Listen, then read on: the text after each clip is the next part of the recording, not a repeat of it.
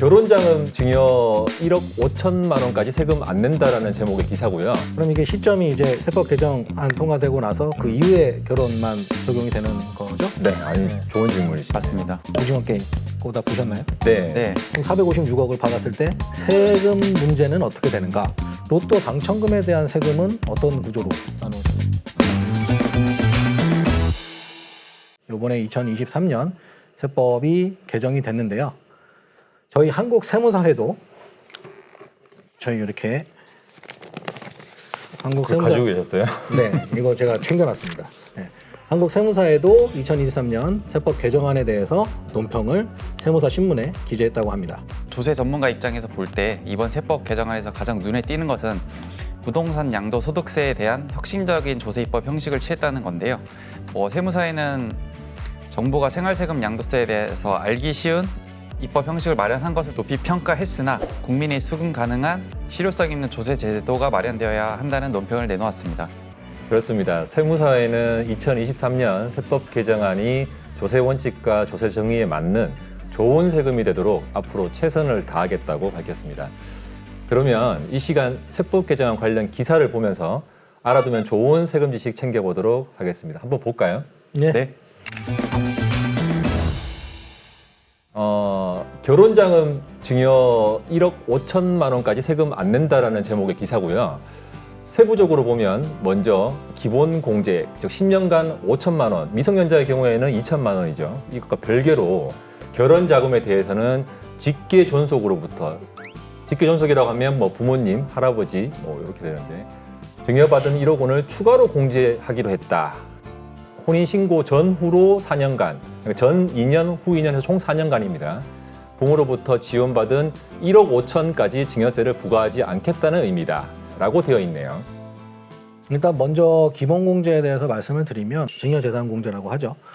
근로소득에서 발생하는 근로소득공제 아니면 퇴직소득에서 발생하는 퇴직소득공제라든가 아니면 우리가 양도세 신고할 때 1년에 250만 원 양도소득 기본공제 해주는 것처럼 기본적으로 이 금액만큼은 과세를 하지 않겠다라고 해서 빼주는 금액 간단하게 그렇게 생각하시면 될 것 같고요. 내가 이 증여를 받은 날로부터 10년 동안 합산해서 뭐 아까 유원재 세무사님 말씀하신 배우자는 6억, 뭐 직계 좀비속간에는 5천만 원, 미성년자 2천만 원 이런 식으로 금액을 책정할 때 전 10년까지는 합산해서 생각하셔야 된다라고 보시면 될 것 같습니다.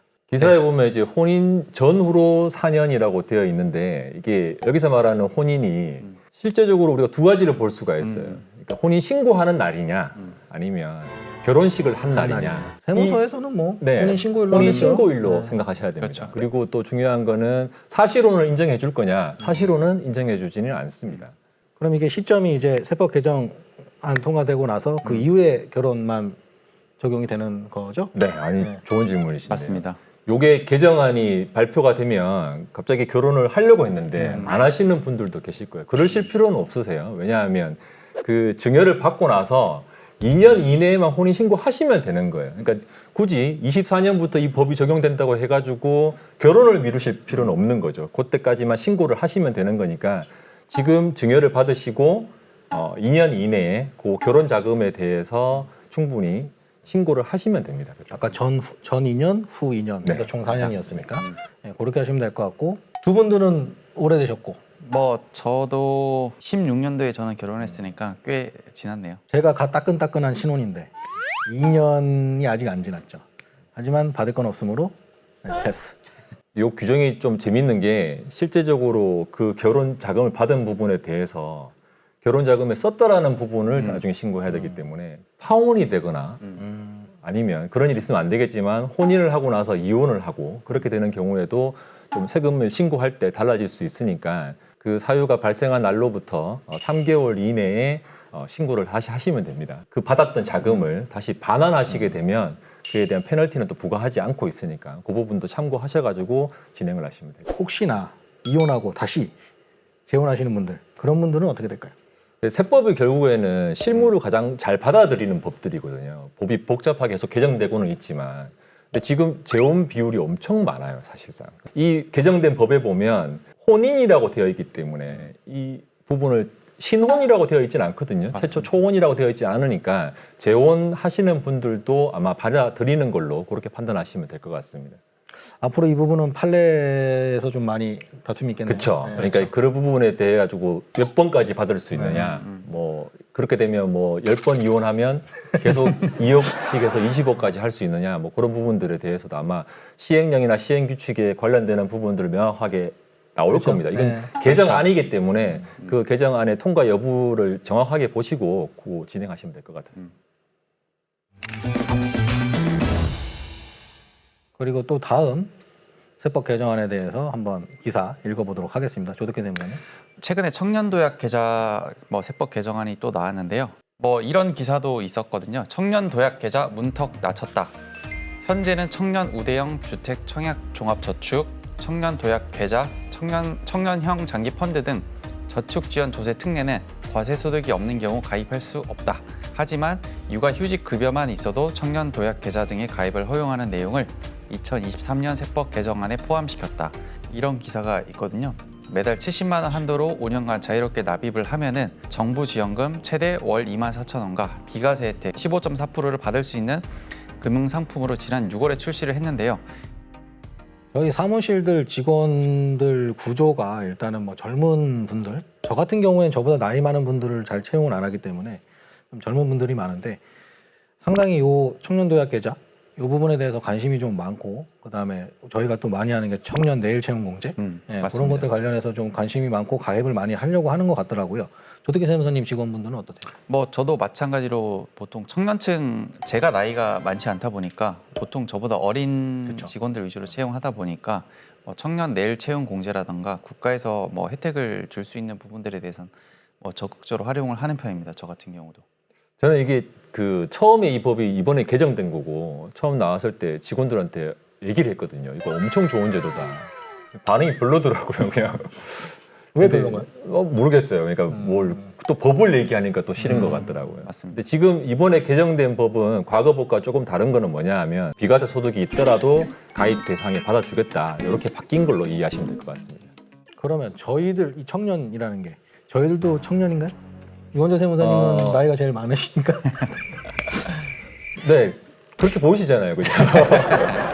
네, 세법에서 정하는 청년들이 조특법에서 있는 청년들하고 나머지 있는 법들하고 조금씩 차이는 발생되는데 맞습니다. 여기서 말하는 만 34세이기 때문에 우리가 흔히 얘기하는 나이하고는 조금 다른 거고요. 맞습니다. 그 만 34세 기준을 봤을 때 저는 지금 만 40 이번에 또 세법 개정안에 포함된 것 중에 컨텐츠 제작비도 세액공제 혜택을 함께 준다고 하는데요. 이 관련 기사 한번 읽어보겠습니다. 제2의 오징어 게임 만들자. K영상 제작비 최대 30% 세액공제 2023년 세제 개편.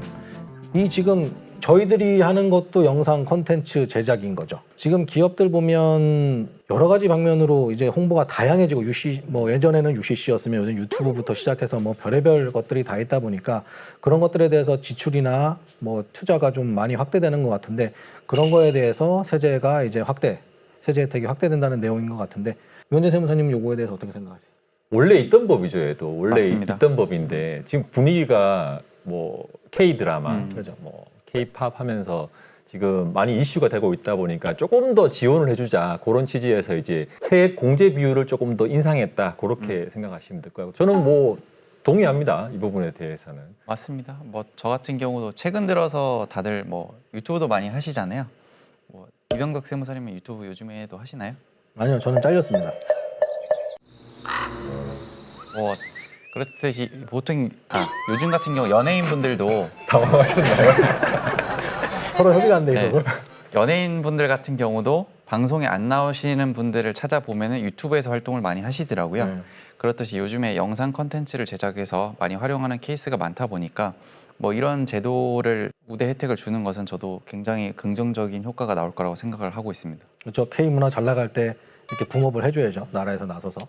근데 두 분은 그 유명한 오징어 게임 그거 다 보셨나요? 네. 네. 지금 현재 시즌 2가 제작 중이라고는 하는데 저희가 이 오징어 게임 말씀을 왜 드리냐 하면 거기에 이제 상금이 어마어마하게 456억이었나요? 그 정도 금액이 걸려 있었잖아요. 근데 저희들은 세무사고 여기 타이틀이 세무사들이다 보니까 그럼 456억을 받았을 때 세금 문제는 어떻게 되는가? 그 사람들은 세금 문제를 신경 쓰지 않겠죠. 목숨이 달려 있으니까. 그렇죠. 근데 저희들 같은 경우엔 시청하면서 야, 저 돈을 받아가면 세금을 얼마를 내야 되지? 이런 걸 생각을 했단 말이죠. 저는. 유원재 세무사님은 오징어 게임 보시면서 그 상금에 대해서 어떻게 생각하세요? 그냥 받으면 좋겠다. 받으면 뭘 사지? 이제 그런 부분을 먼저 생각하고 조덕기 세무사님은 보시면서 어떻게 생각하셨어요? 뭐 저도 마찬가지로 뭐 받으면은 엄청 좋겠다. 차를 사실 것 같은데. 맞습니다. 뭐 저 같은 경우는 뭐 슈퍼카를 산다던가 현찰로. 그럼 유원재 세무사님은 이거 세금 계산 해보신 적 있으세요? 대략 얼마가 나온다? 대략적으로 보면 불특정 다수가 참가해서 이렇게 경연을 통해서 얻는 소득은 기타 소득으로 과세를 하게 되어 있고 그때 필요경비를 80% 인정을 해줍니다. 그래서 80% 필요경비를 인정을 해줘서 보게 되면 세금이 대략 한 44억 4,246만 원 정도가 나오고요. 그게 아니고 이게 복권으로 본다. 복권으로 보게 되면 그때는 필요경비 인정을 안 해주거든요. 그렇게 되면 세금은 대략 136억 5천만 원 정도가 나오게 됩니다. 저는 예전에 이거 오징어 게임 볼 때 정말 약간 뭐 이상하게 생각을 해봤는데 456명 각각 1억씩이었죠. 그래서 456억. 그러면 455명이 다 죽어서 455억이 나한테 왔어도 채무를 다 끌고 오니까 나는 결국엔 한 푼도 못 가져가는 거 아닌가? 라는 생각을 한번 해본 적은 있습니다. 이상하죠? 저는 그런 생각 안 해봐가지고요. 저도 그런 생각을 한 번 한 적이 정도는 없는데 해본 적 있어요. 뭐 그렇게 한번 오징어 게임은 얘기를 해봤고요. 저희가 아까 그 복권 당첨이나 뭐 이런 거에 대해서 말씀을 드렸는데 예전에 한번 뭐 천안에서 큰 금액 100억 정도 되는 금액이 한번 당첨금 나왔었고 요즘은 뭐 이제 한 10몇 명이서 한 15억씩 이렇게 당첨금을 가져가시는 것 같은데 로또 당첨금에 대한 세금은 어떤 구조로 나누어지나요? 기타 소득에도 복권에 대한 법이 있는데 지금 현재는 200만 원까지 당첨되면 그건 비과세예요. 그리고 당첨 금액이 3억까지는 20% 세율입니다. 그러니까 지방세까지 하면 22%가 될 거고요. 3억을 초과하는 부분에 대해서는 30% 세율, 지방세까지 하면 33% 세율이 과세되게 되어 있습니다. 조덕기 세무사님 실무에서 보신 적 있으세요? 뭐 저는 본 적이 없습니다. 뭐 저는 실제로 로또를 구입을 하지는 않다 보니까 아, 구입을 아예 안 하세요? 저는 아예 안 합니다. 저는 매주 꿈을 꾸고 있습니다. 와.